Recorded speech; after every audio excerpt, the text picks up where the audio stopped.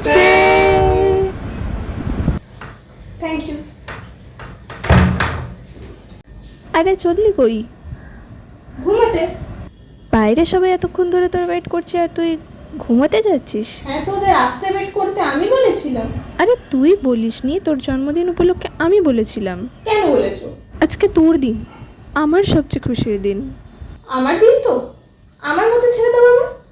এসব সেলিব্রেশন না আমার এখন আর ভালো লাগে না। আর কীভাবে সেলিব্রেট করবো? আরও 1 বছর বেরোজগার কাটিয়ে দিলাম, নিজের স্বপ্ন পূরণ করতে পারলাম না, মা বাবার ইচ্ছা পূরণ করতে পারলাম না। আরও 1 বছর খোটা খেলাম, একাডেমিক দিক থেকে ভালো না, চাকরির কোনো ইচ্ছা চেষ্টা কিছুই নেই, ঘরে বসে কাটিয়ে দিই। এগুলো সেলিব্রেট করবো? এই ফেলিওরটাকে আর সেলিব্রেট করতে আমার ভাল লাগে না।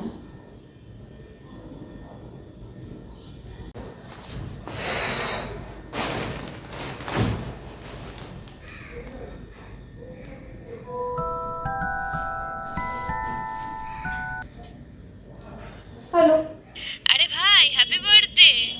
বাহ, তাহলে তুইও বাকিদের মতো, স্পেশালি আমার ফ্যামিলির মতো যারা বাইরে বরণডালা সেজে ওয়েট করে আছে, তাদের মতো আমাকে ফিল করা। আমি আরও 1 বছর বেরোজগার হোপলেস জীবন কাটিয়ে দিলাম। শোন, এই ফেলিওরটাকে সেলিব্রেট করতে না আর ভাল লাগে না।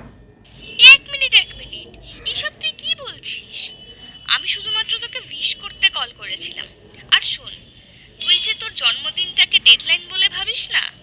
তুই আর চাইলে নিজেকে প্রমিস করে খেটে পরের বছর না হোক 2-3 বছরে পৌঁছাবি নিশ্চয়ই কোনো জায়গায়, যেখানে নিজেকে ফেইলিয়ার বলে মনে হবে না। বাট আজ বাইরে থেকে যারা আগ্রহ নিয়ে সোকর তোর বরণডালা সাজিয়ে ওয়েট করছে তোর জন্য, 2-3 বছর কেন, হয়তো পরের বছরও না থাকলো। ফেলিয়ার সহ্য করা যায়, আফসোস সহ্য করা যায় না বন্ধু। তাই প্রেজেন্ট বর্তমানটাকে নিয়ে ভাব, আর বর্তমানেই বাঁচতে শেখ। ওয়ান্স সেকেন্ড হ্যাপি বার্থডে, ভালো থাকিস, রাখলাম।